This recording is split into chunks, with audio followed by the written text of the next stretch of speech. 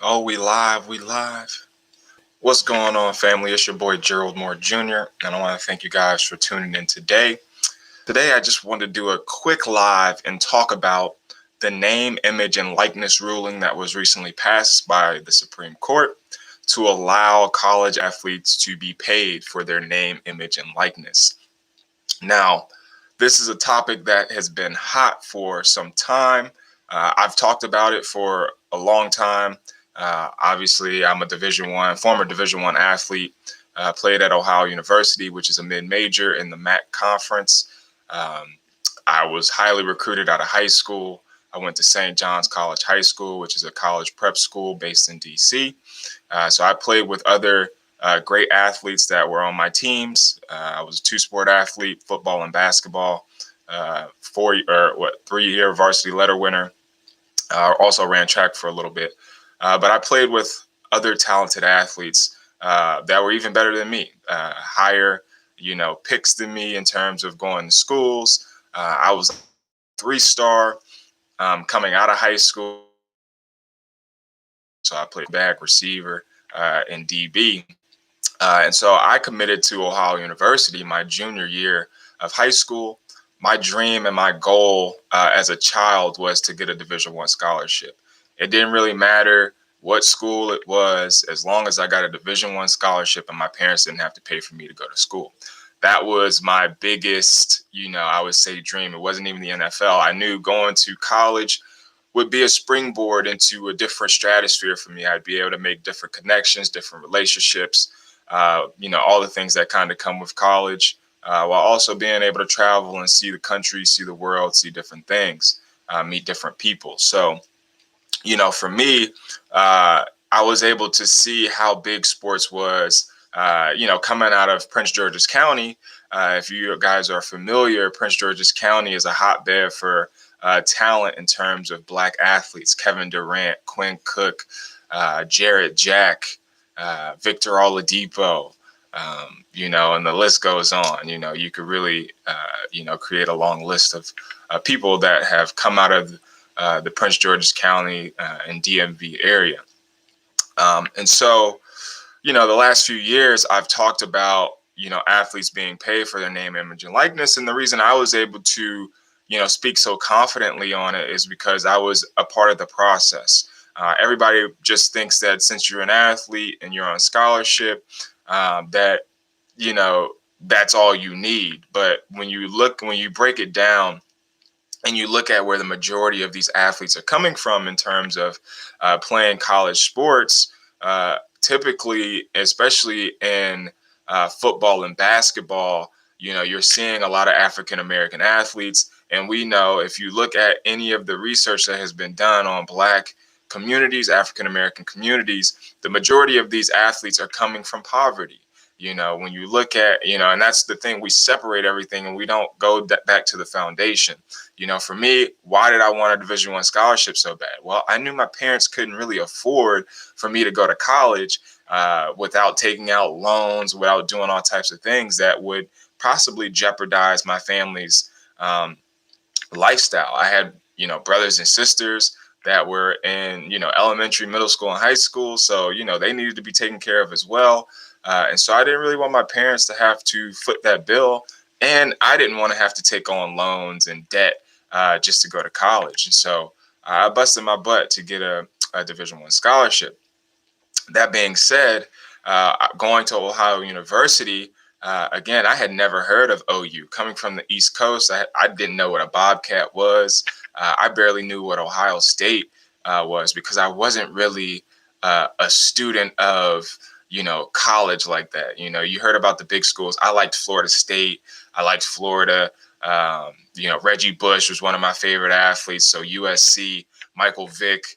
Growing up on the East Coast, I wore number 7 in high school, played quarterback. So, some of those guys, Vince Young, were some of my biggest. I was a big fan of those guys, Ed Reed. But it wasn't until, I started getting recruited that you really start to see, like, wow, like I was getting pulled out of class by these major Division One universities, NC State, Duke, just to name a couple. And you realize that sports ends up trumping a lot of things, because these sports programs, even in high school, are bringing a lot of attention, a lot of revenue to these schools. And so in my mind, I started, thinking about that. And again, I have friends who were high level athletes. One of my best friends, LJ Hose, played basketball and baseball. We played on the same basketball team. We grew up together. He got drafted, to MLB out of high school. So all of us were going to college. He was being recruited by UNC, which was like the number one baseball school at the time, and he forewent his opportunity to go to college to play pro ball. And then Chris Wright was a top 10 in the country basketball player, ended up going to Georgetown University. And so I played with these guys, and I grew up with them. We did everything together. And so I was able to see this industry from a wide vantage point. And so when I went to OU, my freshman year, we were 4-8. And so, obviously not a great record. I redshirted. My next year, I believe we were like 8-4 or something like that. So we ended up going to a bowl game. I think we might have went to a conference championship. But in my time at OU, we ended up going to 2 conference championships. We won 2 division championships on the MAC East side. We won the first bowl game in the history of the university, the Idaho Potato Bowl. But you start to see, these kids are being recruited based on, what that program can offer. So when my coaches were coming to recruit me, they would bring, marketing templates of, hey, this is going to be the indoor facility that you're going to be able to play in probably by your senior year if we are able to, raise this money. But you don't realize that that's not really going to be there until they raise the money for that. How do you raise the money for that? People don't give money to losing teams, really.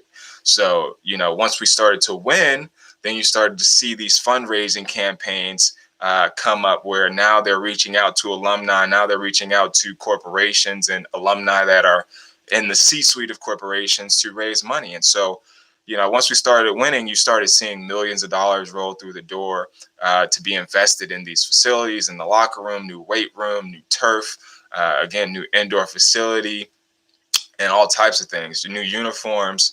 And then you start seeing other sponsorships. So we were Russell, but we had when I first got there, we were Russell with Adidas cleats. Then we were Russell with Nike cleats, and now they're all Adidas. And so you see those partnerships start to form. And then you see conferences get, bigger deals with TV deals. So, once we started winning, we started playing on ESPN more. They would change our schedule around, change the time of a game so we could play on an ESPN network. You have CBS and all these different networks. You have the Big Ten network, and all the major conferences have their networks that are making millions and billions of dollars from advertisement revenue and all sorts of things. And so as a player, obviously you're not really privy to a lot of things, the back end stuff. You're kind of sheltered from a lot of things. And so it wasn't until I became an All-American that I really started to see that, my value and what I meant to the school, because if you don't win, if you don't have good athletes that can help your school win, you're not going to be in the limelight. And so when it comes to name, image, and likeness, even at the mid-major level, people are like, well, all players aren't going to be paid the same and blah, blah, blah. One, there are different ways that athletes can make money off of their name, image, and likeness. And everybody doesn't have to be a multimillionaire. Everybody doesn't have to make a lot of money. But it's all about creativity. It's all about being able to, express yourself in your brand. We had I had a lot of teammates that were artists. So whether they were doing music or painting or drawing, you really couldn't sell your art because that was considered an NCAA violation. You couldn't get, my wife's, who was my girlfriend back then, her parents would take me out to eat after games. My parents weren't able to make it to a lot of games. And so I would go out to eat with my girlfriend's family. That was considered an NCAA violation. If a coach was driving you around, taking you from point A to point B, NCAA violation. But again, you're dealing with young athletes who are typically coming from poverty. Now, in my case, both of my parents worked for the federal government, so they were making about six figures, but we were still barely making it because they were the first generation in their families to really go to college and really make that much money. So, my parents didn't really have a lot of extra cash just to be sending me. Thankfully, my mom would send me 150 every couple weeks. My stepmom would send me $150 like every couple weeks that I would get direct deposit into my account. And so that helped me do a lot. But when it came to just living a lifestyle, you really couldn't work because football is year round.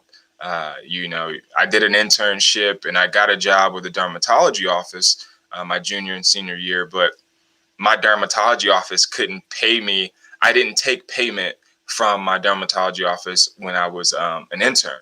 But you look it back on it, it's like, well, I could have did a business partnership deal, a collaboration, a marketing deal, a branding deal with that dermatology office, which when I first got there, they only had one office. Now they're up to like 5 or 10 offices. And I saw the books. I was doing the accounting and they were making bank, and so I was working hand in hand with the office manager doing the accounting. So I was doing the QuickBooks. I was seeing how much money was coming through, and you're dealing with a lot of people that, had issues with skin cancer and all types of things. But thinking back on it, those are the type of partnerships and brand deals that you can do. And so I wanted to, just share my story because I think it's very important that more athletes share their stories, share their experiences, and not just the entertainment aspect. Most people are watching sports to be entertained. They're not watching sports to really understand, where these athletes are coming from and how these sports have impacted their lives and how it will continuously impact their lives. When you go to these universities and they say, well, you're on full ride, you can study whatever you want, that's a lie. I went into school thinking I was going to be able to study physical therapy because I had taken some high school courses in physical therapy and I thought it was a good match. Obviously being an athlete, physical therapy, you're always working with physical therapists. And so that's what I wanted to do. And then when I, decided to pick my major and I said I want to do physical therapy, they was like, nope, you can't do that. So I was like, what do you mean? And basically at that point, you couldn't do that because some majors require you to be in labs or take a whole semester to work with a sports program. So for instance, physical therapy majors had to do a whole lab for a semester or two where they would work with a football program or a basketball program. And so obviously our sport being year round, I couldn't do that. So I had to pick another major. I ended up majoring in healthcare administration because it wasn't typically a hard major, but I knew that healthcare was going to be around. I knew I was going to be able to get a job if I needed a job. But some guys, they were pushed into majors that you're like, what are you going to do with that major? What is that major going to offer you when you graduate? Because most guys don't go on to the NFL. Most guys don't go on to the NBA. And so most of these athletes won't make it professional in the sport that they're playing. And so you have to pick something that you're going to be able to get a job in. And so for me, that was my ideology behind it. But when it came to, profiting, you really had to be careful with how you moved, because if you had too much, jewelry, or you were driving too nice of a car, it's a red flag. We know if you come from poverty and you driving a Benz, but your parents can't make it down to games, or now your parents is making it to games, your mom driving a Benz, your dad driving a Benz, it's a little something fishy. And so it was already, um, they're picking on you, where you have other students. I remember the Asian population at our school was driving, all types of luxury cars, all types of sports cars. They had the Louis V bags, they had the Gucci bags, they had all the top of the line. You don't know if it's real or fake. I'm not going to put that on them, but in terms of the fashion stuff, but you're able to see this. And as an athlete, you're put on a pedestal. You're on ESPN, you're on, these different sports networks. But after the game, when the lights turn off, the cameras turn off, where are these athletes going? If you're not being paid and you don't have any money, you're only getting paid $5,000 for your scholarship check, and that's supposed to help you get through the entire semester. Pay rent, pay utilities, pay for food. If you do got a car, pay for gas. All these different things that you need, food or clothes outside of sports gear, because they'll give you sports gear, but everybody doesn't want to wear sports gear all the time. Everybody don't want to wear their team gear. What about just some normal clothes? You talk about business attire. If you're in a business program and you need suits, well, a nice suit costs you some money, and so you can't really, afford that. So I saw a lot of my players and teammates that were struggling because most kids aren't financially literate either. So if you give a kid $5,000, cash, and then he may have a Pell Grant of a couple extra dollars, and then you say, hey, well, we're not going to teach you how to pay your rent first, make sure your utilities are paid first, and make sure you got food. I had teammates that were sending money back to their mom and back to their girlfriend or back to their kids to pay for their lifestyles, back at home. And so this was a real issue that I saw, and it really pained me because, again, I came from, the suburbs, but I was born in the hood, you know what I mean? Like most of my family is from, menial means, so they don't really have a lot. And so I was able to see a lot of things going to private school and experience that lifestyle.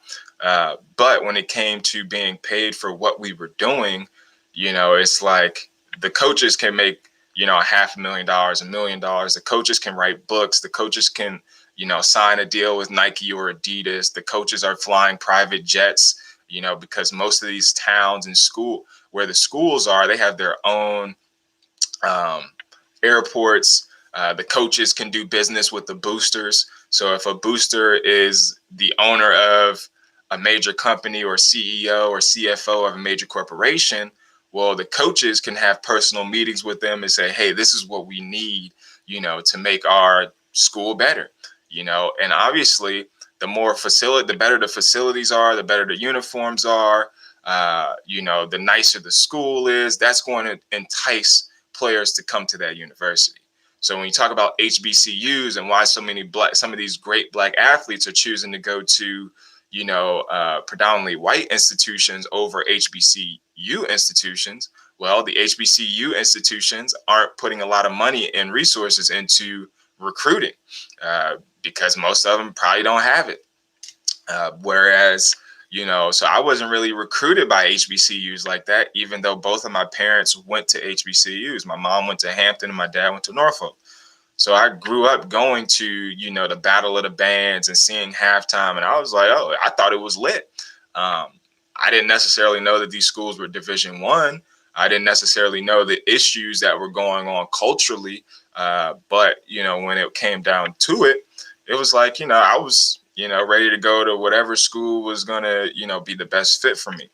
And so while I was in school, I was thinking of all types of marketing deals. I was thinking about doing our own reality show and, just doing different types of things that I never did because it was out of fear of, losing our scholarship or doing something where, if you mess up one time, they could literally take your scholarship away, and that could be, the end of your career. That could be the end of your shot. And a lot of times you got to think of how embarrassing it is when some of these athletes get in trouble for doing normal things that normal young adults do. But now you're on a pedestal. You're a Black kid from the hood, and now you're automatically on a pedestal in front of white America, because that's who really this is about, right? We're in front of white America. You take these Black athletes from their communities, and now you're at a PWI where my school was 30,000 students and we only have 400 Black students. And so, but our cultures are different, right? We move differently.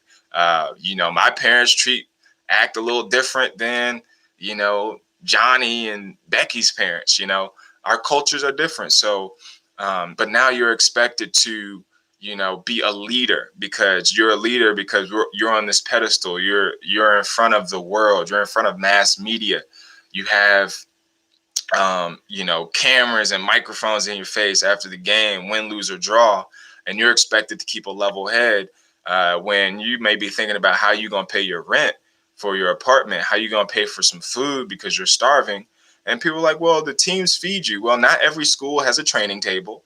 Not every school and team gives you good food at the end of the day. You might have, at the end of the game, you might have a couple Gatorades, you might have a sub, but you just played a full game where your body needs to regenerate. And so there's just so many different things that go along with, being a student athlete. Whereas my friends that didn't play sports, they could do all the drugs they wanted to do. They weren't drug tested. They could, work jobs and get paid however much they wanted to get paid. They had family members that owned businesses. They could work for their family business. They could work for a friend's business during the summer and get paid.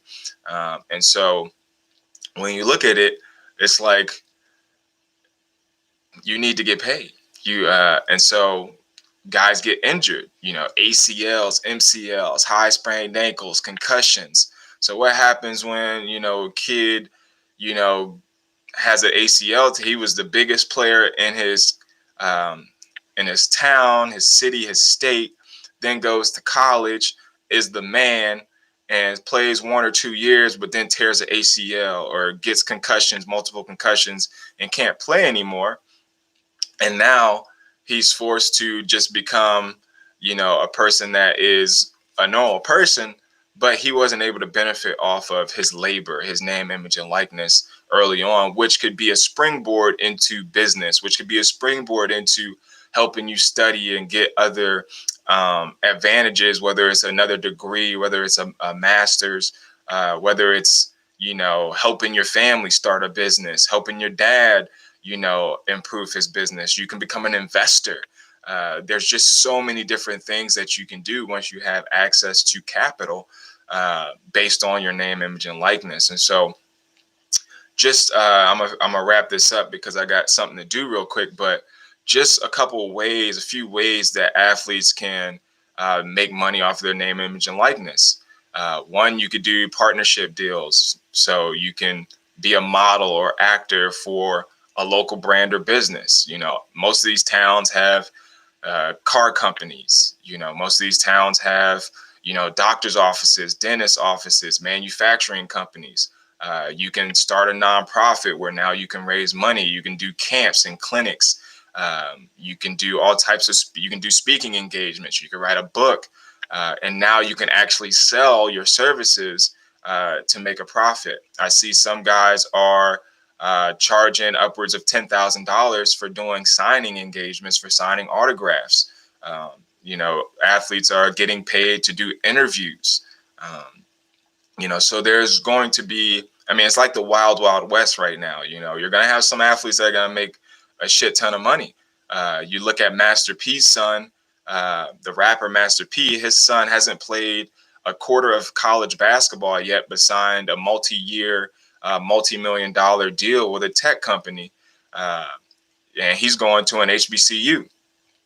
So now this also allows kids to make a decision. Do I, because again, why are kids going one and done? If you play basketball, why is the kid choosing to go to, Kentucky or Duke, and then after their 1 year, they're going to the league? Well, if you have an opportunity to make millions of dollars and change your family's life for generations to come, wouldn't you do it? But now being a college athlete, now that pressure is minimized. The pressure is minimized to say, hey, I gotta get to the league. I gotta do what I gotta do to get to the league. Now you're gonna have kids that say, hey, I might stay all 4 years because I'm making, a couple $100,000, in college. I still get to have the college experience. I still get to work on my game and polish my game. And I still get a shot at the NFL. And so some of these colleges are bigger than some of the pro sports teams in their state. When you look at Ohio State, for instance, I live in Columbus, Ohio right now, and literally Ohio State runs everything. Ohio State's the largest employer in the city, and I want to say possibly in the state. But then Like Urban Meyer was the highest paid state employee. He's paid more money than the governor of the state. But nobody talks about this. This is a college football coach who is coaching underserved, underprivileged young black kids from all over America. And he's allowed to do a Nike deal. He's allowed to do book deals. He's allowed to do camps. He's allowed to fly private. And Ohio State's football program is worth billions of dollars. They're seating 110,000 people, selling alcohol, which is basically water, and so there's no telling how much money they're making off of not only the marketing deal with Budweiser and Bud Light, but how many beers are they selling at, a jacked up price? They're selling you a beer this big for $7-8, where if you just go to the local college bar, you can get that same beer for $3, and so, but the athletes aren't able to market or brand the alcohol company. They're not able to make money from the alcohol company. They're not able to make money from the people that are advertising and marketing on the major networks that these sports programs are being broadcast on. When you see startup companies that are marketing their businesses in the stadiums, they're doing a deal. They're setting up deal structures where they're paying millions of dollars to put their logo in this section of the stadium because, hey, when this game is on ESPN or the Big Ten network and you see this stuff, now people that are watching it, people that are coming to the stadium are going to type in and say, I wonder what this is. Or you're going to do a deal. Hey, sign up for our company and get 5 to 20% off of our product or whatever, but the players aren't able to make money, but they're on the field. And the only reason that these people are in the stadium and watching the game is for these athletes. If the team sucks, guess what? The attendance is going to decrease. And so that's what I was able to see while I was at school. Again, I said OU had really never won anything before me and my class got there. But by the time we left, we had went to 4 bowl games. We won the first 2 bowl games in the history of the university. Ohio University was the first university, I want to say, of the state. We were founded in 1804, so we were founded before Ohio State. It's in a small rural town in Athens, close to West Virginia. But when you look at the history of these schools, when you look at the history of how our country was founded and how these universities were built and designed, they call Ohio University the Harvard on the Hocking because it was designed by the same people that designed Harvard. And so when you start to look at the history and you understand, like, wow, these things are all interconnected. When you look at politicians, a lot of these politicians graduated from these different universities. And these politicians are going on to make laws and pass legislation and do all types of things that impact everybody. And they impact our culture, but we don't know how it's connected because typically we're not involved in the university process. We're not involved in a lot of things that go on. We're not able to make money. So then you're not able to, fund a politician, right? You're not able to be a part of a lobby group that is pushing for legislation that could impact your community. I'm big into cannabis. Cannabis has always been something that has been a part of my life. Growing up, family members did it. The war on drugs, has crucified our community. But when you look at, college athletes, you get drug tested for using cannabis, which is a natural remedy for pain, depression, anxiety, stress, all these different things that athletes deal with.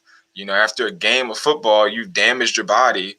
And now the doctor says, well, we'll write you a script for pain medicine. We'll write you a script for these opioids that is going to mess up your liver. Is going to, you could get hooked on them. But that's better than cannabis because we're going to drug test you for cannabis. And if you fail a drug test, we're going to demonize. We're going to call you a drug addict. We're going to call you a druggie because I saw it happen multiple times with tons of my peers.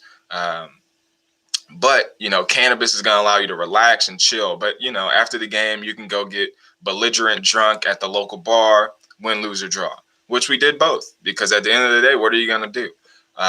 But it just offers so many more. It opens up Pandora's box at the end of the day. And so there are tons of opportunities for athletes and even older athletes that have been out of the game for a little bit to come back and discuss their relationship with the game and how this could have impacted them and their lives and their families. Because you look at somebody like Reggie Bush, where Reggie Bush was literally demonized. He lost his Heisman Trophy.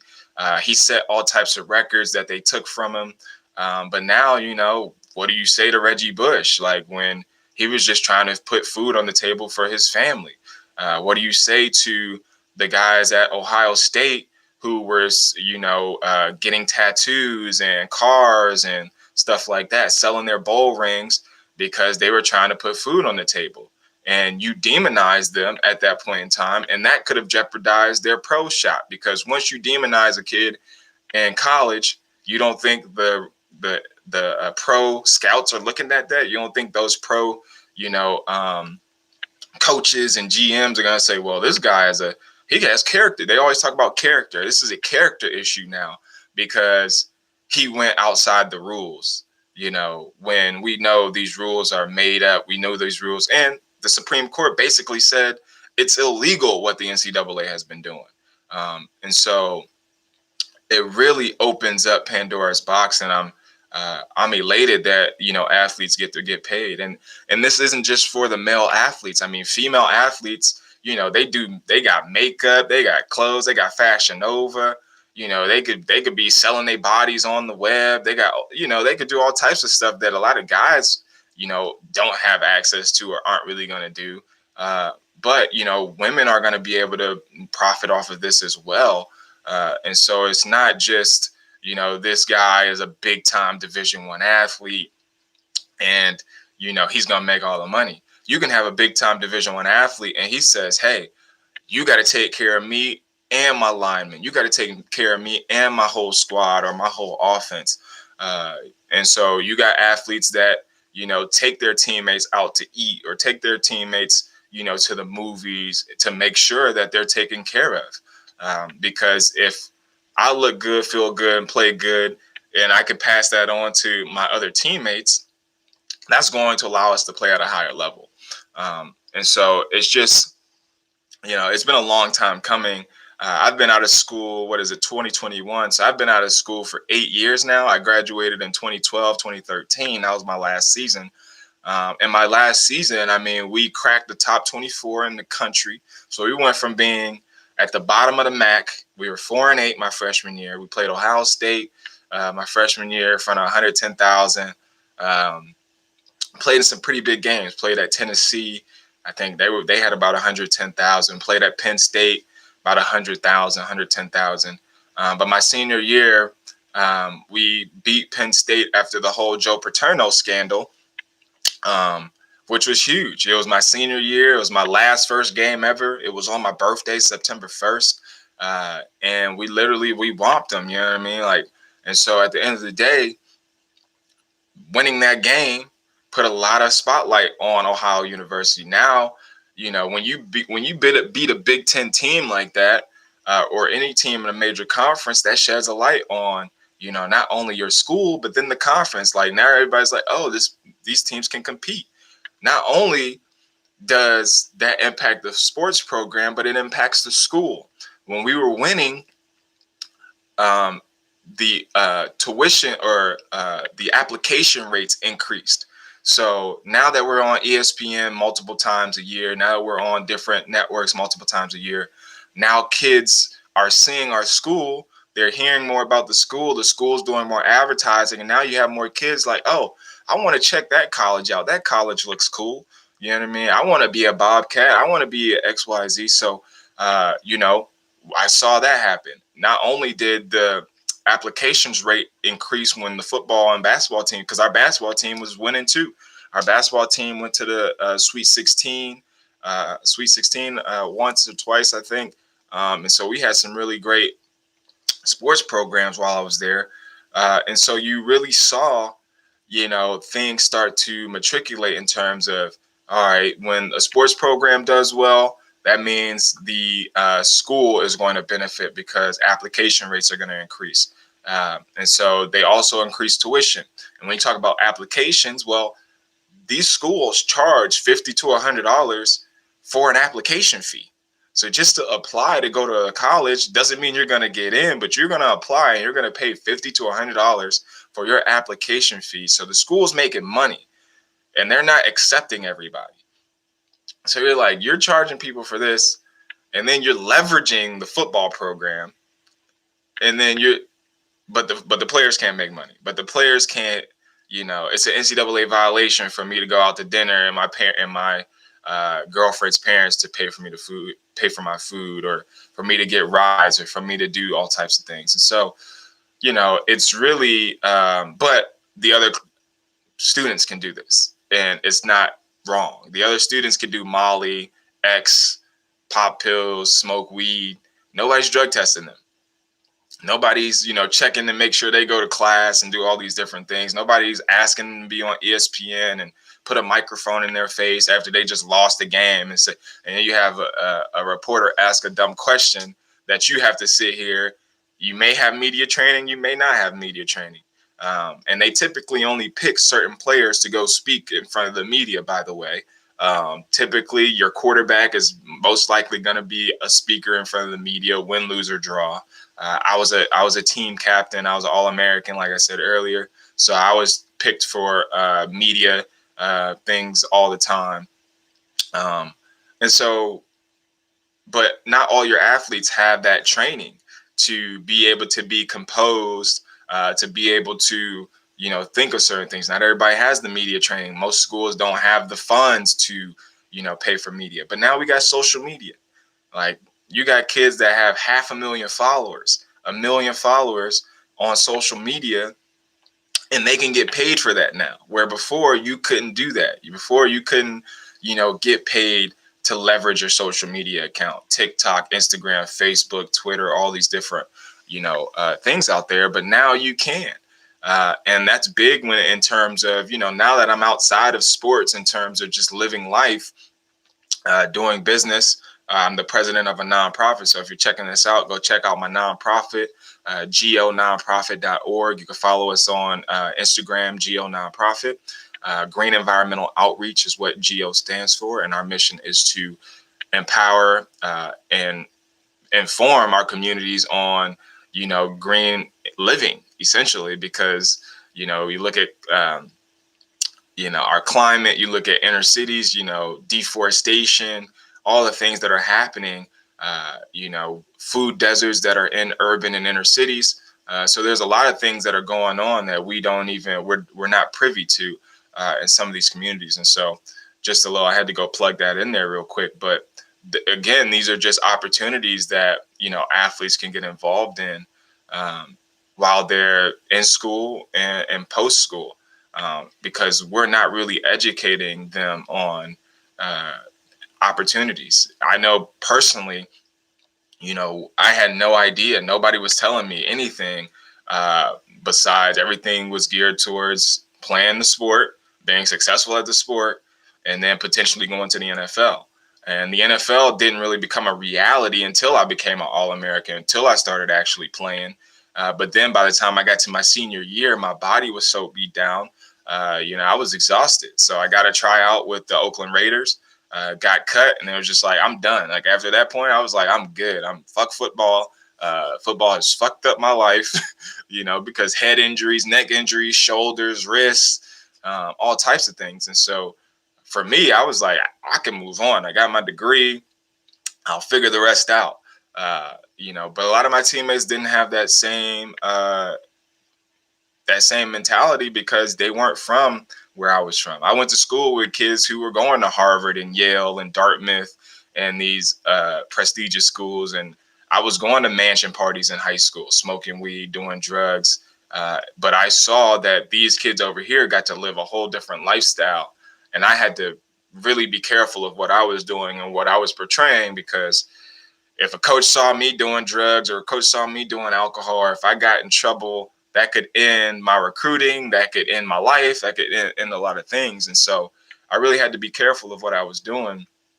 And I'm not saying that's a bad thing, but I'm just saying it allows, a even playing field for a lot of these athletes. Um, but it's just, for me, it's important. Oh yeah, the Fab Five. You got to reinstate the Fab Five and what they did and what they accomplished. But again, these athletes have an opportunity to, sign autographs and make money. These opportunities, they have opportunities to, do partnerships and collaborations with local, regional, and national and global organizations now. Because if you have an athlete that has 500,000 followers, he's even 10,000 followers. They say once you get about 10,000 followers on social media, you're a micro influencer, and you can go to local companies and say, "Hey, I'll post this on my social media page, and you pay me for it, right? Like there's gonna be compensation for it, or you give me, I could be an influencer, I could be the name's not coming to me right now, but I could be a ambassador, for your company." And so we got to make sure that athletes aren't getting screwed and are getting paid their value. But that comes in the form of having former athletes really come to these guys and show them like, hey, you have value. Your name, your image, your likeness is valuable. Everybody doesn't have to be these mainstream guys. There's so many different businesses out there that are trying to recruit and sell products and services that could utilize, the branding from an athlete that is at the college level, because most of these college students, when you look at how major corporations recruit, a lot of major corporations, they recruit these kids from these institutions. They'll come in and say, hey, we got a job fair. And then you have the students dress up, kids in business school and the journalism school and journalism program. They dress up and they go take their resume down to the job fair that these corporations have driven in to set up, their programming in the student union to recruit the next level of, workers at their companies. And so as an athlete, typically we weren't able to participate in that stuff because you're practicing from 2 to 6 every day. You got to get you got to get treatment, whether that's ice, whether that's massage, whether that's STEM, whether it's physical therapy, whether it's cold tub, hot tub. You got to go lift weights. So you got to pick a time to do that. And then you got practice, and then you got film session, or you got film session usually before practice.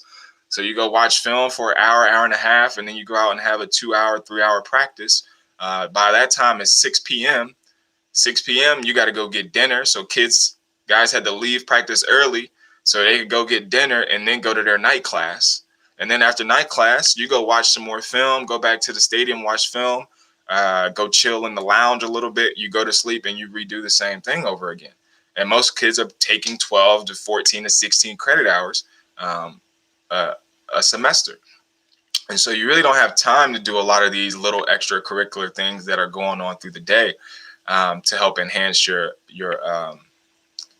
career. And so when it comes to what's going on, it's definitely the wild, wild west in terms of what we're going to see. And I'm excited. Again, I know it's going to probably be a shit show. I know some guys are going to get bigger deals than others. I know people are going to sign crazy deals, but I'm here for it because again, this is how it should be. And I believe personally that colleges are deteriorating, right? Like you got YouTube University these days. You can click on YouTube and watch, an hour, 2 hours of Harvard University talking about private equity and talking about crowdfunding and talking about angel investing and all these different things that I had no clue about.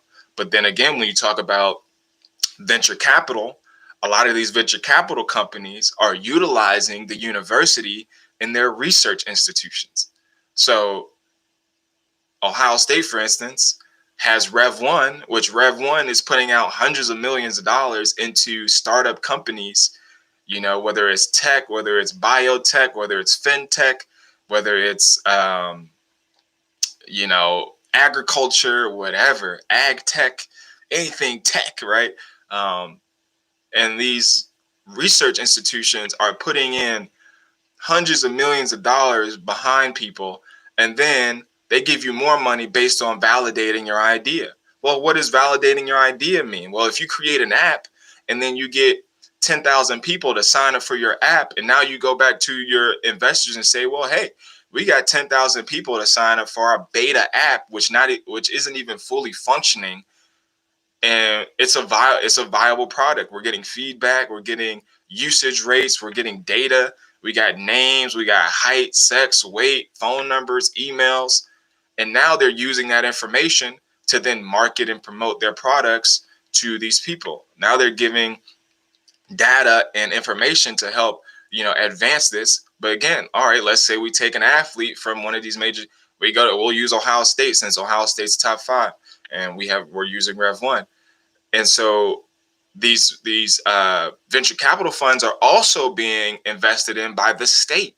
The state of Ohio is investing billions of dollars into their tech and agriculture and all these different venture capital programs as well. So now let's say we take Terrell Pryor, we take Rev 1, and Terrell Pryor has 1,500,000 followers, and now Terrell Pryor goes to one of these companies and says, hey, I'll do a marketing or partnership deal with you. You sign me in, you write me in, give me some equity, right? We don't talk about equity. So a lot of these guys, again, and girls, equity is important. If you're going to go and partner with a startup company, don't just worry about, oh, they're paying me $10,000 to do this, or they're paying me, $1,000 to do this. Get some equity in that company. So if you do a partnership deal, hey, I want 10% equity in your startup company. I want 15% equity, because if you utilize my brand to market and leverage your product, and I put a photo or a video up on my Instagram, and I put a link in my bio, and after I post this, 10,000 people go and sign up for your product, we don't know how much money that is, right? We don't know how much money people are going to pay for a product or service continuously. And so instead of getting paid a one-time fee or a monthly fee, if you get equity stake in that company, now you're going to get paid residual. So as that company grows, you're going to get paid more money. They decide to sell the company, you're going to get a lump sum payout, which is going to be way bigger than the little chump change that they gave you just to help market their product. And that's something that we have to really drive and educate these athletes in terms of financial literacy, in terms of what it means to be a part of something bigger than just the immediate monetary value of what you can provide. And this is all stuff that I had to learn, outside of school. This was not taught to me in school. My parents didn't teach me this. This was YouTube University, and literally being on the ground floor of like, I'm seeing a lot of money come. Like, how does Instagram become Instagram? How does, all these tech companies that were non-existent a couple of years ago, all of a sudden become multi-billion-dollar companies? There's been like 2 or 3 unicorns made in Ohio in the last 5 years. You have Cover My Meds, which was not a company about 15 years ago, but now the company is worth, billions of dollars. And so for me, I come from that vantage point of giving guys an extra,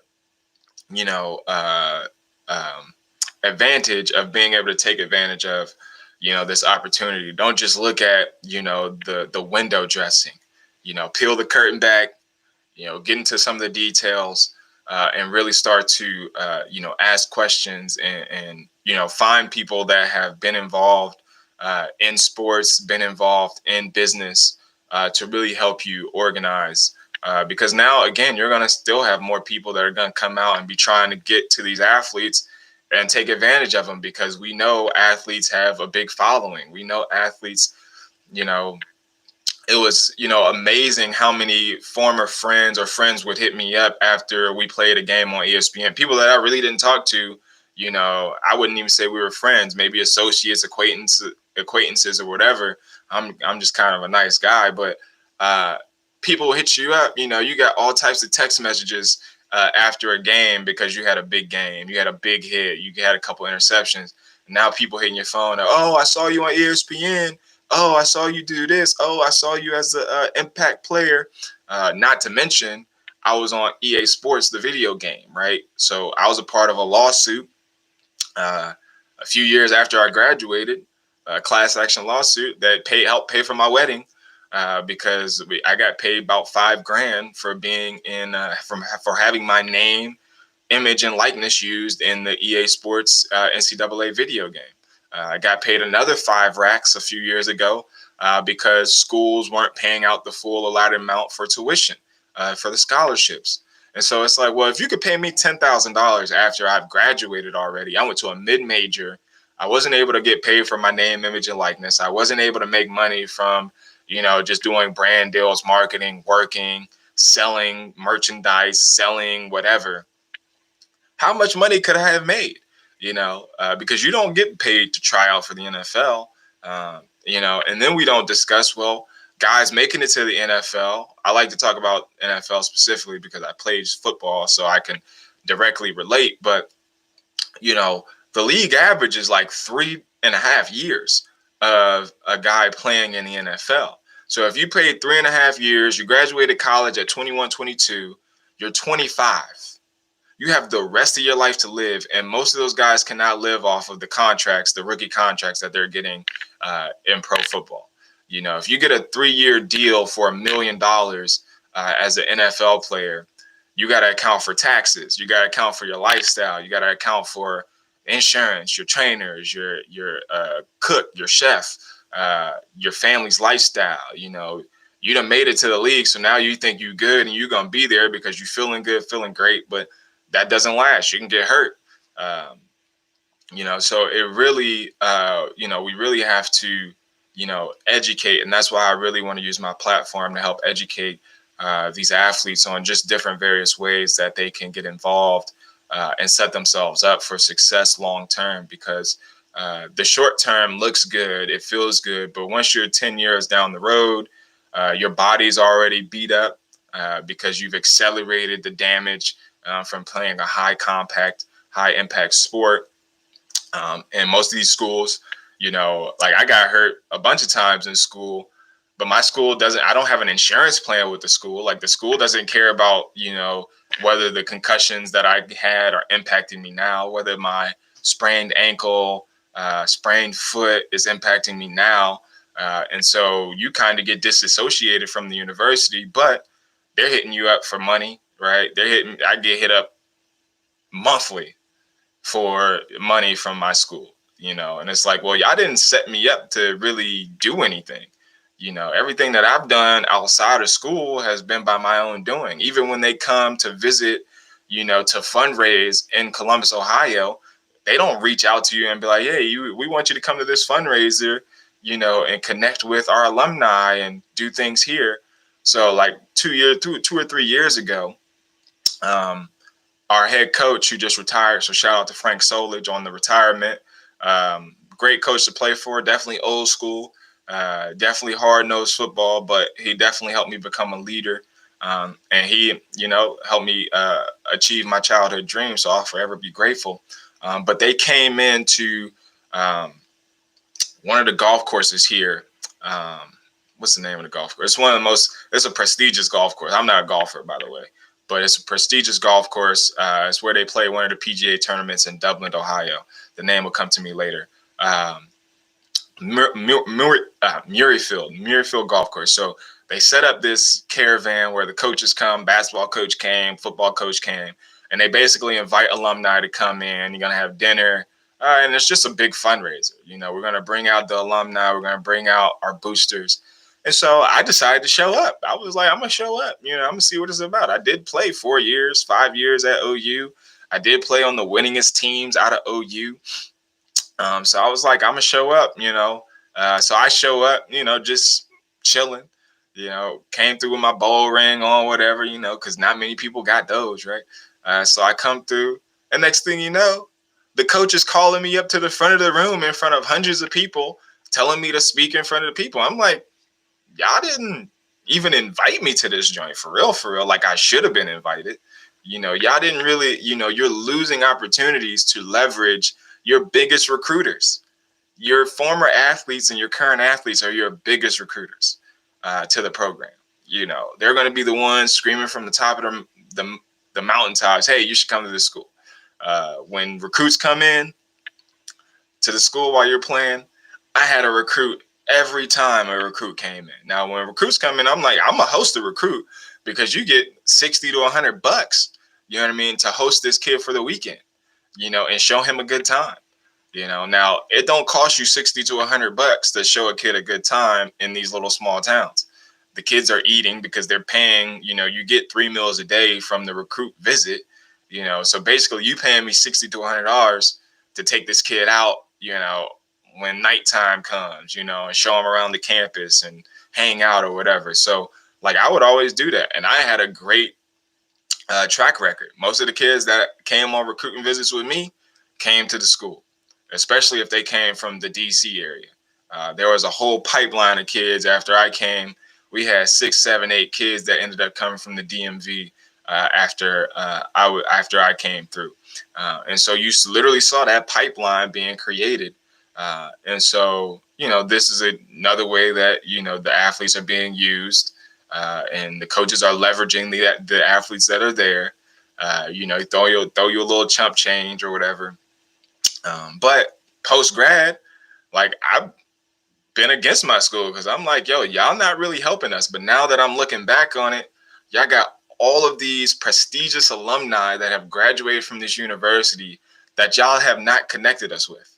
Y'all haven't helped us get internships, jobs, job training, nothing to put us in the best position for success. So looking back on it, like, I don't know where the majority of my teammates even are, what they're doing for work. Are they working? Are they depressed, stressed? What are they dealing with? You hear about a couple, but, again, the teams before me weren't really winning like that. So, you don't really get to, I get to leverage the fact that I played on a team that was winning. I get to leverage the fact that I was an All-American. I get to leverage the fact that, I played on 2 bowl championship winning teams. I get to leverage the fact that we beat Penn State. I get to leverage the fact that I played on a top 25 team. And so when I'm just out in general, I was at the BMV yesterday getting a new license, and I'm wearing my ring, and the lady's like, oh, what's that ring? And so I'm just trying to chill, but, she yelled that out. Now everybody going to look at me. And it's like, well, it's a bowl championship ring, played at OU or whatever. So that comes with a lot, it comes with people want to be close to you because guess what? People want to be connected to winners, right? Everybody wants to be connected to a winner.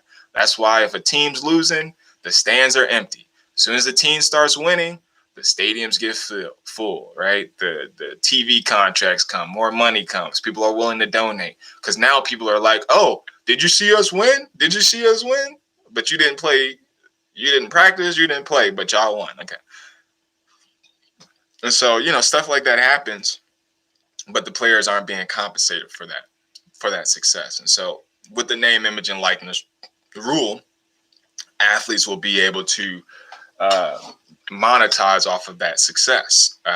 You look at Dion. Dion is at Jackson State University, which is an HBCU university.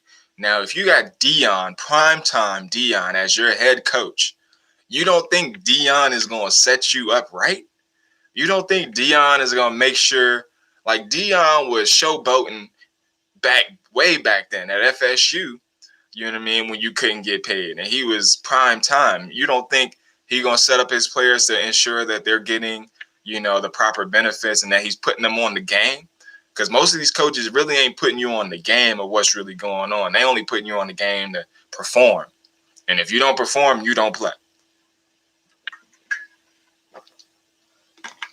So it just really opens up a lot of opportunities for, these athletes. And so, I really want, young athletes too, because it happens fast. You go from middle school to 4 years of high school. I started being recruited my freshman, sophomore year of high school, and so, guys are starting to earn scholarships pretty early on. I committed to Ohio University my junior year because I was done with the whole recruiting thing. I didn't like it. I didn't like grown men coming, uh, basically sucking you off. Like, yo, we want you to come to our school. We're gonna do X, Y, Z. Like, it was cool while it lasted, but it was like, yo, this is a little much. You know what I mean? I'm only 17 years old. So it was cool. It was cool getting pulled out of math class that I was failing, and my teacher was like, I'd have my coach come, and my coach would be like, "Oh, we got my algebra 2 was literally right after lunch, and most of the coaches would come like right after that lunchtime. So literally, I was failing algebra 2, but a lot of coaches would come during that period right after lunch. And so I remember one day, I remember this so vividly because it was NC State and Duke. Now, I'm a Duke Blue Devil basketball fan through and through, and I have been for a while. So when I was like, oh, Duke and NC State outside, I was literally sitting up front because, I was failing. My mom was walking me into school to make sure I got tutoring from this teacher. She was an older white lady. I hated her. Math was just like not my jam. So I remember seeing my coach, peek through the door. He knocked on the door, opened the door, and he's like, "Hey, Miss So-and-so, we need to see Gerald." And my teacher was like, "No, you can't see him." I was out the door. I said it was Duke and NC State. Pew! I ended up failing algebra 2 and doing summer school, and I was perfectly fine with that. That was the only class I had to do for summer school. Perfectly fine. And then they said they created algebra 3 for us. Like, we had algebra 3. Tell me what algebra 3 is. If you can tell me what algebra 3 is, I'll give you bonus points. But they created algebra 3, and it was me, a couple other my teammates in there. My school had this program called Benilde, which my school at the time was, I think, $16,000 a year. Yeah, it was about 16,000. I think it might be up to like 18 to 20,000 now. But back then, parents could pay like an extra $5,000 to get their kids extra help on their tests, projects, and things like that. So parents were paying, like, you got the same degree. Like, we had some brilliant kids, like, and so these kids weren't made to feel special. They just got extra time. So your parents could spend an extra $5,000, get you extra time on your tests, homework, but you still get this prestigious school's degree. And so, I started to notice stuff like that. I was just like, this is odd. You know what I mean? Like, this is the setup. This is how they do it over here. But I saw teammates that, were getting bags of clothes after games, right? Like, from local brands. Again, basketball in the DMV is huge. So my guy Chris Wright, big time athlete, All-American, Jordan All-American, McDonald's All-American, literally put the team on his back, averaging 30 points a game, took us to the conference championship against DeMatha, Austin Freeman, Kenny Tate. My junior year, it would have been his senior year. And so you're going to games, basketball games that are sold out for high school basketball. Now, I was riding the pine because I was a defensive player having to guard Chris Wright every single practice. We get a steal or a fast break in practice against Chris and the number ones. They blowing the whistle before we get across half court to go. You know what I mean? The team was literally orchestrated around him. But players like him, you know what I mean, had opportunities, and you're like, yo, this man is a beast. Like, he should be able to monetize and profit off of his skill set, and all of the guys, LJ Hose, before he got drafted to the MLB, he should have been able to make money. He should have been able to do signings, should have been able to do all types of deals. And we were living that life already because we went to private school. So we got to hang out with different people from different means. But not everybody had access to that. And I'm very aware of that. And, being somebody that is aware of it, I feel like it's my responsibility to kind of, speak on it. I haven't spoke on it for a while because even when I was talking about athletes getting paid, me and my mom got into it. My stepmom got into it because I was like, I should have been paid. Athletes should have been paid. And she was like, no, you shouldn't get paid. And I was just like, what? Like what? Like, first of all, like, your mom telling you that you shouldn't be paid for something that most people can't do. was like a slap in the face, because it's like, well, you're a lawyer that works for the federal government. And so let's say, like you're not doing a bunch of pro bono work, but you could. But, it's like being a young black male, knowing that you don't have money to pay for my school. You don't have money for all these different investments. You're spending money for me to get training and different things of that nature, but you don't think I should get paid. But a tennis player could become pro as a teenager. Look at Serena and Venus Williams, look at Naomi, all of these different athletes that have become pro as teenagers. If you play those single sports like that, you could become pro. If you play golf, you could become a pro. Actor. So again, I signed my first modeling and acting contract when I was a teenager. I was actually cast for The Wire. I want to say my freshman or sophomore year. It was my sophomore year of high school. And I opted out of the opportunity because, one, I didn't want to be a child drug dealer. I didn't want that to be my image. And this was the time that I think Michael B. Jordan was in the Wire as well. So I didn't really see that vantage point, but also I couldn't really be paid for a lot of stuff. So I couldn't get paid to do sports ads because that was seen as an NCAA violation. So I got paid to do a couple commercials and things like that. A lot of times I didn't do projects because they'd be on Saturdays, and I played JV my sophomore year. So I was aware of that. I was like, well, I don't want to get an NCAA violation and not be able to play college sports because I took money over here doing this modeling and acting deal because I love sports. Like, I had been playing my whole life. Like, my goal was to play sports until I couldn't play anymore. And so I signed a modeling and acting deal with Linda Townsend, who I got put on by Omarosa. Anybody knows Omarosa, the whole Trump thing. So I got Trump ties, kind of, really, but not really. I'm not MAGA, though. But, that's who I got scouted by. I got scouted by Omarosa at a party. She was like, yo, you told my parents you should go, take your son to my talent agent. I went to the talent agent. I was playing saxophone back then, so I played saxophone. They made me sing just to see like how comfortable I was with being on the spot.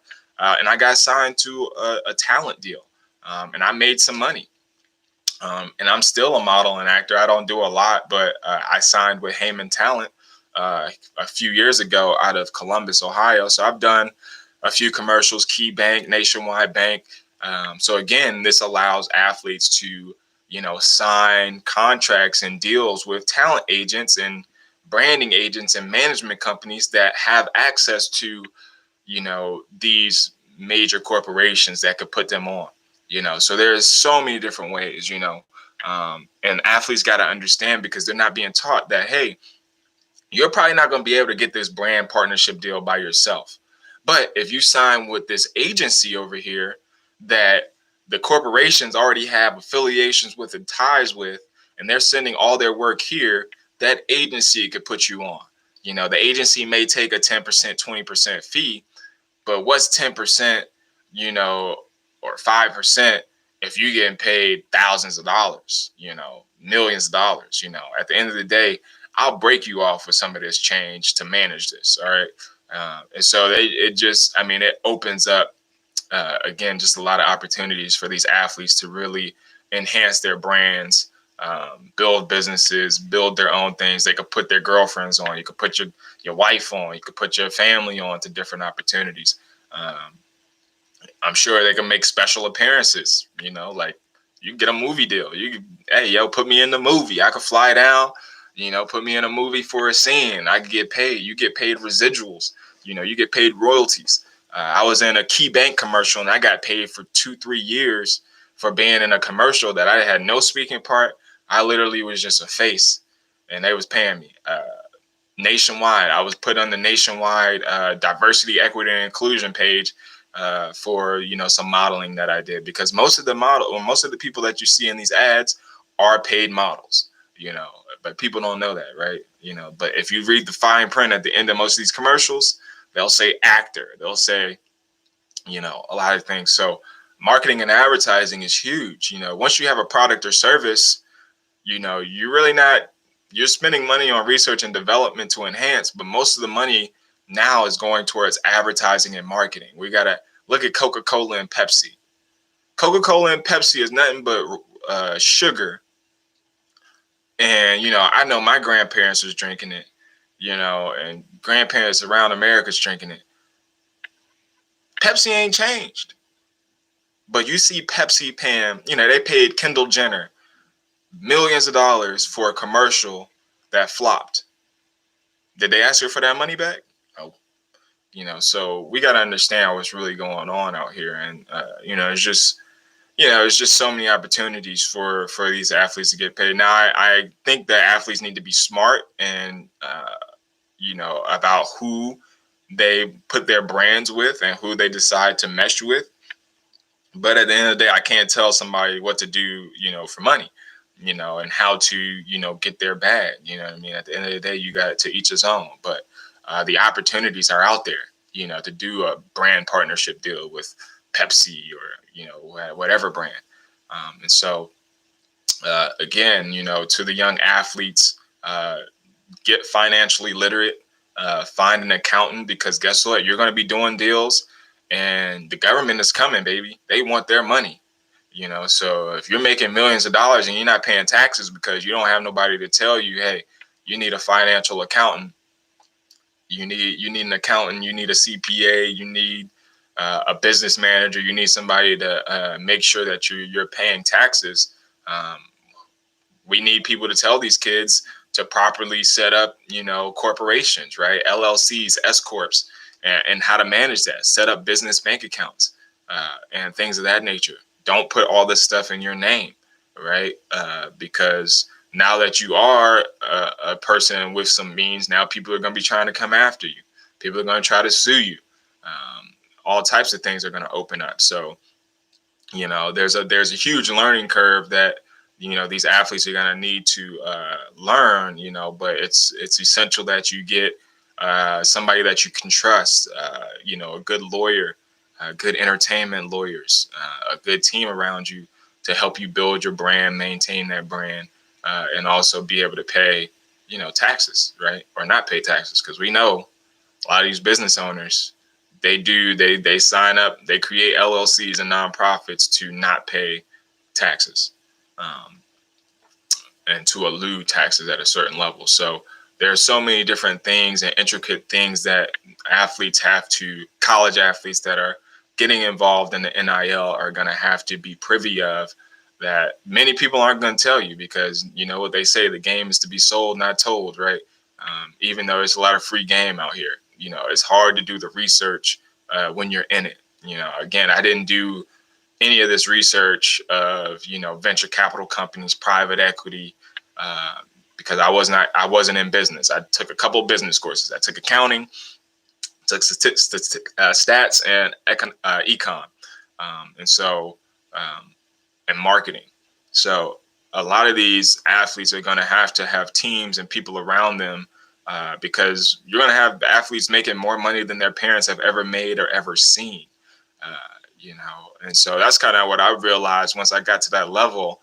You get put on such a big pedestal that most people, we got people trying to be famous and do all these things through social media, but we don't understand how big these machines are. When you get put on ESPN and you're getting put in front of millions of people, every week, when you're on the Big Ten network, when you're on NBC or CBS or Fox, you're getting put in front of millions of people that are going to help expand your brand and help expand, people's awareness of who you are. And so that comes with a lot. That comes with people are going to be following you on social media. People are going to be commenting and judging you, and they have no idea who you are. They don't know where you come from. And most of them don't even care.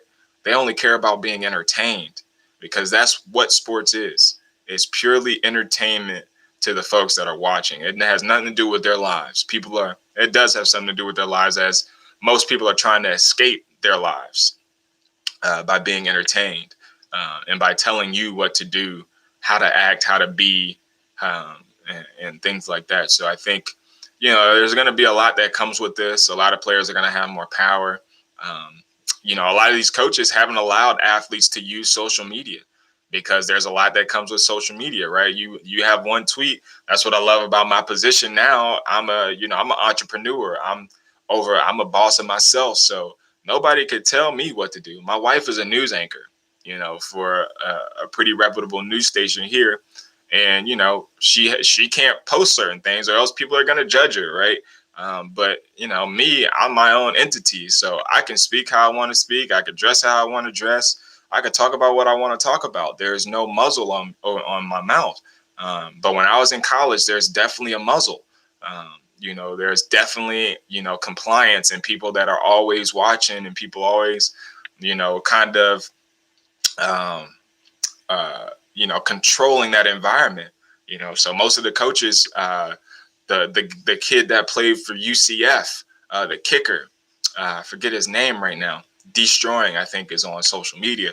But he's one of the biggest guys, right? Like, he had a YouTube channel. He was using his communications degree to make YouTube videos and monetize off his YouTube videos. Well, they were like, well, the compliance was like, well, you got to either demonetize your YouTube account, or we're going to take your scholarship away.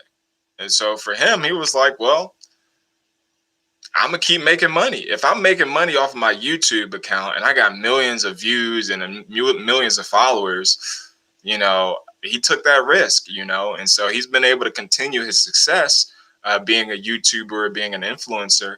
But that was really, I think, like the straw that broke the camel's back, because his story really gained national attention from a lot of people. He started doing different partnerships with NFL players and helping these NFL players, monetize off of YouTube and do different videos. And so I think, that was when I really was like, wow, because when I was playing, social media really wasn't that big. Like I said, I got into college right when I think Facebook was really just starting to really pop off, because I got Facebook, I want to say my junior or senior year in high school. And the only way you could get on Facebook was you had to have a college login, or you had to have somebody that had a college login send you a friend request to your email. Then you could sign up for Facebook. So that's how I originally got into Facebook. And then you look at Instagram. I got into Instagram probably sophomore, junior year of high school, maybe, or college. I ended up having like 10,000 followers on Instagram. And I ended up deleting that account because I had no idea that I could use that as a marketing tool, right? And so, but then the algorithms change, and it's way harder to get 10,000 followers now than it was back then. And so, but we haven't been teaching, these kids how to leverage social media, how to turn that into a vehicle to be a marketer. And so, obviously kids are on there and they're using it, but they don't understand the value of building a brand, building a following. All right, once you get 10,000 followers, how do you structure a deal? Once you get 50,000 followers, how do you structure a branding deal? I know there's a TikTok, there was a TikTok thing going on with Black creators where they were, TikTok is shadow banning Black creators, but then you're seeing all these white creators that are using hip hop culture and hip hop dances and then leveraging that into marketing deals and brand deals. But the Black creators aren't getting the same deals. They're not able to monetize their brands the same way. And so there's a lot of that going on that, I think these athletes can definitely leverage their social media brands and stuff like that. So I know I got a little long-winded on this, but I really wanted to share because I've had a lot. I'm actually, me and my wife and our family are packing up to move into our new house. So our house is a little bit messy, and usually I have kids running around. I got 2 toddlers, so I finally got some free time to chop it up for a little bit. But thank you guys for tuning in. I saw we had a couple people tuning in.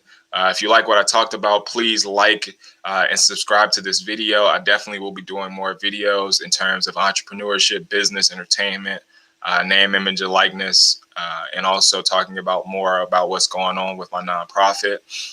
Again, if you want to follow our nonprofit, please follow us on social media, GO Nonprofit. You could follow me as well, my personal account, Gerald Moore Jr., GERALD MOORE Jr.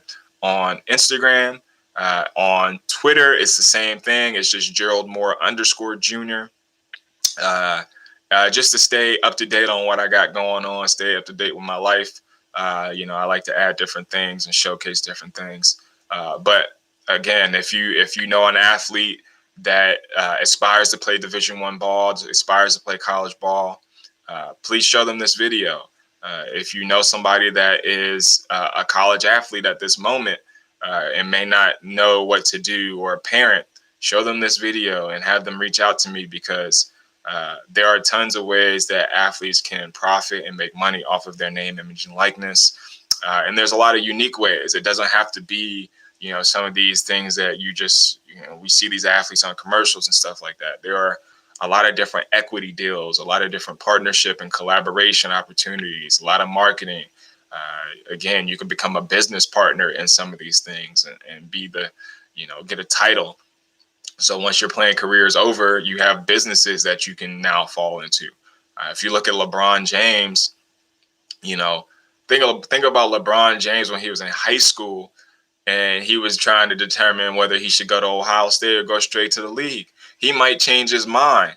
Like, you might literally change your mind because Ohio State is almost bigger than the pro teams here in Ohio, right? You got the Cleveland Indians baseball team, you got the Cleveland Cavaliers, and you got the Browns.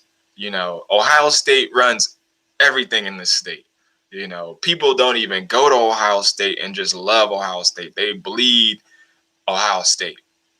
And so imagine if LeBron James was the number one player in the country, decided he's going to not go to the NBA. Instead, he's going to go to Ohio State because he can now get paid. He probably would have been a billionaire already, And so it just goes to show that, things are going to change. These one and dones are going to change because now, hey, I could profit. And college is a great time. I love college. I had an amazing time at college. I partied, I played ball, learned a lot, met a lot of friends, met a lot of lifelong friends. And so, I see people now partying, and I'm like, this shit don't even look fun to me, because when I was in college, we was lit. We was way more lit than this. And I'm too grown to just be getting drunk just to be hurt the next day, just to be at the bar with the same people that was at the bar last week and the week before, just to be at the club doing the same thing, just to be at the club, paying $300 for a bottle that's $25 at Kroger's. It just doesn't make sense to me, especially coming from poverty, and understanding the business behind what's going on. And before I leave, that's another thing that I was thinking about last night, is that appearance fees. These college athletes are going to be able to get appearance fees. So let's say you have a club or a bar and you're like, yo, I'll come to your club or bar if you pay me. And then you could put me on the flyer. So you put me on the flyer saying, hey, after this big game, that so-and-so athlete is coming through, and you pay me $20,000, $50,000, $100,000 just to show up, just to come through the door. Now, that's the game. I don't think many people are thinking about that one, but that's the game changer. If you got a club, the club do appearance fees for, if artists come through or whatever. Now, you got the big athlete at Ohio State, like, yo, meet me after the game. I'm going to this club, this bar, and then the bar puts you on, like, the bar could pay you, the club could pay you 50 racks to show up. And then you're going to take 10 racks and spend it in the club, you know what I mean? Just to make sure y'all doing it right, you know what I mean? So that's another opportunity that I don't think, it's going to be scary now, you know what I mean? You don't want your athletes out there being the face of a whole lot of stuff. But, again, you have to make sure you're smart, drink responsibly, do all these things responsibly. But again, these are opportunities that are going to be available to these athletes. I mean, I know when I was in college, we partied, win, lose, or draw. My school was top 5 party schools in the nation by the time when I got there. We were number 1 in the nation my senior year. So, We was partying, guys are having a good time, but now you can monetize that. I'm not going to no other bar because this is my bar. I have bars that had my picture up, huge blown up picture in the middle of the bar. They didn't ask me to put that picture up. I had a big banner on the side of the stadium next to the coach that was marketing the website and marketing tickets. Did I get paid for that? No. Did I get a percentage of the ticket revenue? No. Did I get a percentage of any of the revenue that came from the advertising and marketing? No. Did I even know that I was going to be put on the side of the stadium? No. Nobody told me. Nobody asked my permission. You basically sign that away when you sign to go to the school. So there are just so many different opportunities. Now, you can't really leverage using the school's brand, on your stuff. But again, you could turn around and get a licensing deal and make your own branded merchandise with the school with a licensing deal and sell your own merch. You can sell your own jersey. Like, who's stopping you from doing that? Yeah, I got a licensing deal. So every time your jersey sells, a percentage goes back to that school. Like, these are the type of things that can happen that nobody's really talking about, because the school store could sell jerseys. While I was in school, everybody knows who the number 47 was when I was playing. Everybody knows who the number 4 was when we was playing. So when you got their jerseys up for sale, just because you don't have their name on the back of the jersey, we know when kids come to that school, or, a parent, former alumni, brings their child to the school and they go to the school store and the kid says, well, I want a Tyler Tellison jersey, or I want this jersey. I want number 4. We know who that jersey is. Does that kid get a percentage? Does that guy get a percentage from that bookstore for the sale of that jersey? No. So, it's a lot of opportunity, and that's really what I want to, explain to, a lot of athletes out there. So I'll go ahead and just put this. This is my jersey, my senior year. I see the C on there, captain, represent. Got the MAC on there, And our jerseys got better and better every year that I was there. My first year, our jerseys was like full screen print. This is my senior year. Now they're Adidas, so their jerseys are even way sweeter now. But, we had everything stitched on there, numbers stitched, name stitched. And it just goes to show, like, my high school jerseys was even better than my college jerseys because we were sponsored by Under Armour. But, again, there was just so many opportunities. But I'm going to get off of here. Thank you guys for joining. Please like and subscribe to my channel. Like this video. Give us some thumbs up. Also, hit the bell on my channel so you'll be aware of anytime I go live or anytime I drop a video. Also, shout out to Kwame Brown, man, and a little bit of Mama's Cooking, boy. I love Kwame Brown's show and all the things that are going on. I mean, it's really time for us to expose what's been going on, because there's a lot of things that go on that most people have no idea, especially in sports. Everybody watches these athletes and think, oh, well, you should be grateful. You should, like, no, it's way more. It's way bigger than a lot of people are led to believe. And there's a lot of things going on behind the scenes that most people don't know. A lot of these journalists are making careers off of sports, and they were terrible at sports, but all they do is talk bad about athletes, talk trash. Athletes are human beings. At the end of the day, they just happen to be spending their time and energy perfecting their craft. But imagine if somebody came to your job and just nitpicked and had an opinion about everything you did, and you didn't do this right. It's like, well, it's very subjective too. Like, you're not going to catch every pass. You're not going to make every tackle. You're not going to make every shot. You're not going to win every game. So for people to just be nitpicking at these athletes and then nitpicking at their character, is inhumane, right? Nobody is going around picking on Stephen A. Smith's life, right? But we'll judge these athletes. All we need to be judging these athletes on is their performance on the field. Their lifestyle off the field is none of your business.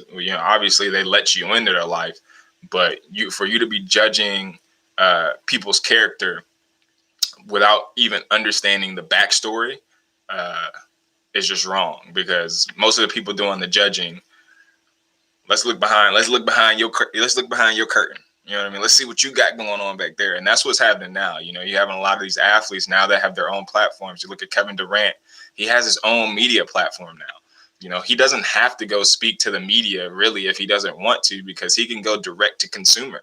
I can go talk to my fans how I want to talk to my fans. I can talk to my fans about what I believe is going on and what I saw, because most of these announcers and journalists, they ask cookie cutter questions. Why'd you lose the game?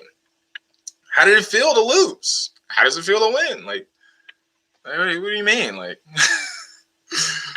so I love the athletes now, especially the NBA, man. These guys be going in. But, again, college athletes don't really get that opportunity to leverage, their personalities and who they really are and show the fullness of who they are and show the richness. There's so much quality and such a bigger storyline than just an athlete being a good football or basketball player. Like coming from poverty, coming from nothing, and being able to make it to a university that you literally are lumped in with the top 1%. Like how? What's the driving force? What are the obstacles that you had to go through, get over top of to get to this point? Many people don't know the struggles of what it means to be an athlete. Like you go through a lot. You deal with a lot. You're dealing with life just like everybody else, but now you got to go out and perform. You're depressed, you're stressed. My parents got divorced my freshman year. Didn't tell me until I told them that I failed a couple classes and I was going to be ineligible for the bowl game and championship game. Call mom, freaking out. Like, I'm going to be ineligible. I failed 2 classes. I only took, 12 credit hours. You got to pass 8. I called my mom freaking out because we was on quarters, not semesters, and I was an All-American. So imagine being an All-American and you miss the bowl game and championship game because you are ineligible. Well, what are the announcers going to say when that game comes? And they're like, well, the starting safety, All-American Gerald Moore, isn't playing because he failed. Well, now you putting all my business out there to the world. You know what I mean? Now you're going to have people asking me questions, people thinking I'm stupid, but nobody asks you like the amount of pressure, the school load, the workload, you know what I mean? Like all these different things that happen. And so, there's going to be a lot more, again, Pandora's box has been opened. So, again, shout out to all the young athletes that are going to be able to get paid. Parents, please educate yourselves and stop trying to just eat off your kids. You know what I mean? Like help your kids, educate your kids, and assist them. Your kids being successful is not your right to make money off of them. Yes, they can be an investment, but at the end of the day, you still need to have your own thing because, a lot of these kids shouldn't be trying to take care of their mom, their dad in totality, right? Like, it's not fair to the athlete. It's not fair to the child. So, again, find people that are going to have your child's best interest. Find corporations and teams of people, law firms, accredited CPAs, and people that have worked in the field. Find entertainment lawyers that are credible. Find consultants and people that can actually help assist in putting kids in the best opportunities. So, again, my name is Gerald Moore Jr., and I'm checking out. Peace.